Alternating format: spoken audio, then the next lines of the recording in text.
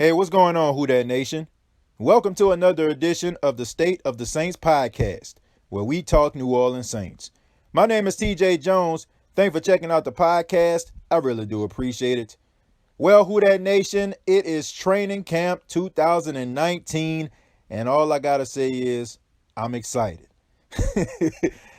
Nah, seriously, I'm so excited about the 2019 season being underway, and it starts with Saints training camp. There are a lot of unanswered questions going into camp, and there are a lot of spots need to be filled. But first, we got to start with a signing. The New Orleans Saints signed defensive tackle Ziggy Hood. Now, if you don't know who Ziggy Hood is, he started his career in 2009. He was drafted by the Pittsburgh Steelers, and he served 5 years with them. And then he moved on to the Chicago Bears and then to the Washington Redskins, and he was released by the Skins, and now the Saints are requiring his services. And they can really use it because we all know that the Saints are kind of paper thin at the defensive tackle position to start the season. We know defensive tackle Sheldon Rankins, he tore his Achilles in the divisional round of the playoffs against the Philadelphia Eagles. So he's going to start the season on what they call the PUP list, the physically unable to perform list. And David Onyemata, another defensive tackle, he has to start the season with a suspension because he violated the substance abuse policy of the National Football League. Anybody didn't follow the story, he got some marijuana mailed to his house, which I believe that has to be one of the craziest things I've ever heard. I mean, you got to be smarter than that. And the only defensive tackle that the Saints have ready to rock and roll is defensive tackle Malcolm Brown, who they got from the New England Patriots. So they're really counting on a guy like Ziggy Hood to come in to fill in. They really need him to have a real strong camp.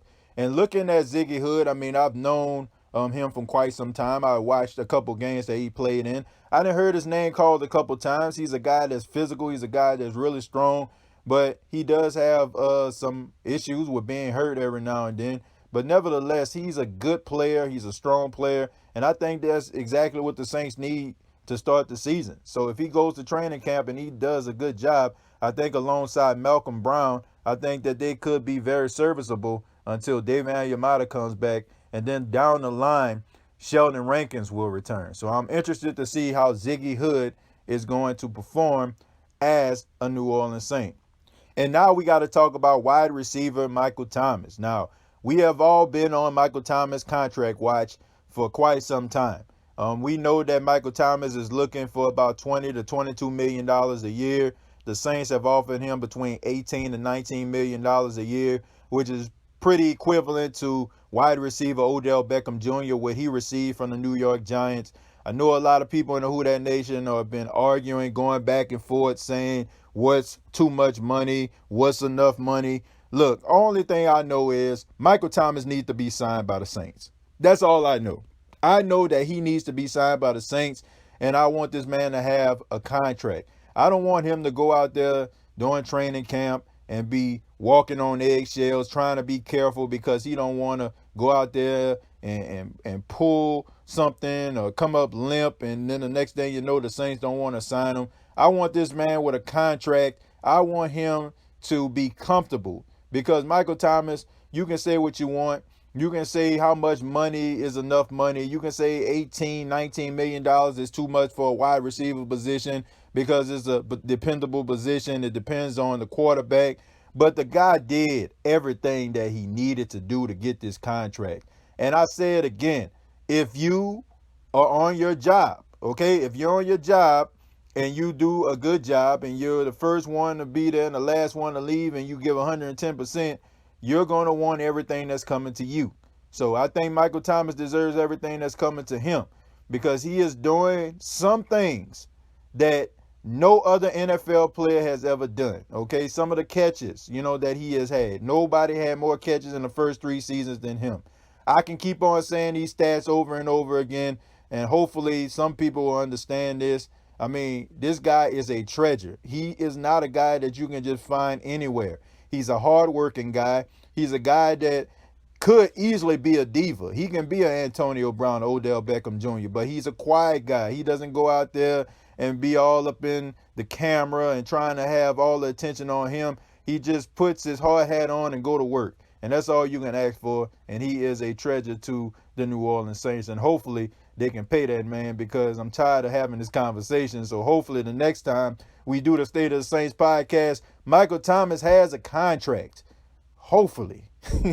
Hopefully.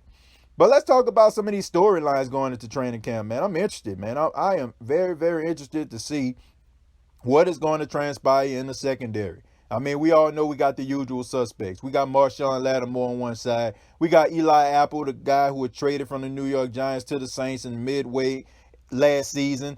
We know that those two guys are going to be on the left and the right. We know Marcus Williams is going to be at safety alongside with Von Bell. But I want to know about some of these young guys, the Chauncey Gardner-Johnsons. I want to know about the Shaquan Hamptons. I want to know about some of these guys, man, that are going to come in and see what they are going to do. I'm interested to see that. Will Patrick Robinson, will he pay dividends? I mean, the Saints signed him, I think, to maybe like a 3 or 4 year contract. He had an ankle injury earlier in the season. But before that, I mean, when he was playing for the Philadelphia Eagles, he was ranked as one of the best slot corners in the National Football League, according to Pro Football Focus. I'm interested to see if P.J. Williams is going to step up. I mean, last season he was getting burnt like a biscuit, smoked like brisket. You know what I'm saying? And I hope that he can actually learn from some of those mistakes. I mean, he's not an outside corner guy. He plays in a slot. And when he played in a slot, he was playing at a very, very high level. I think he was NFC Player of the Week one week, which I couldn't believe, and I still can't believe. But it seems like he found his spot at the slot corner position. As long as he's at the slot corner position, I think he'll be all right. I mean, we look at some of these other players at the linebacker position. I mean, we look at some of these other linebackers that are coming in, some of these young, hungry guys. The rookie out of Idaho. I'm interested to see what he's going to do. I'm interested to see if Demario Davis is going to be able to, repeat what he did last season. And I'm also interested to see Marcus Davenport, man. Like Marcus Davenport, when he is on the field, he shows flashes. He shows that he can be a dominant defensive end opposite of Cam Jordan. I'm interested to see if he can play a 16-game season. What kind of training camp will he have? I seen some video and also some pictures of him. It seems like he put on a little bit more muscle, and he's a little bit more stout down low with the legs. It seems like he really put some work in, really got himself built up. And last but not least, Tre'Quan Smith. Will he be that number 2 receiver that the Saints need? Look, I love me some Ted Ginn Jr., but Ted Ginn Jr. is 35 years old, and Tre'Quan Smith has to step up. He's familiar with the offense. He knows the playbook. He has to go out there and perform. I want to see games like the Philadelphia Eagles game he had when the Philadelphia Eagles were double covering Michael Thomas, and he went off for about 130 yards. I want to see that from Tre'Quan Smith. I think he has it in him. I think he has good hands. The only thing that I had an issue with, he was a little bit small, and it was hard for him to get off the ball at times. I seen new pictures of him. He seems like he done built up a little bit of muscle mass. I think he put on about 5 pounds of muscle, he says. So he's ready to rock and roll. A lot of positive things going into Saints training camp. I'm interested to see, will the black and gold be able to repeat what they did last season by winning one more game on the road to the Super Bowl. But I would like to hear from you. What are you looking forward to from this 2019 training camp? Comment down below, like and share this video. This has been the State of the Saints podcast. Please subscribe to the YouTube channel, youtube.com, search the State of the Saints podcast, and previous episodes are available on iTunes, Spotify, and iHeartRadio.com. Till next time, all I have to say is, who dat?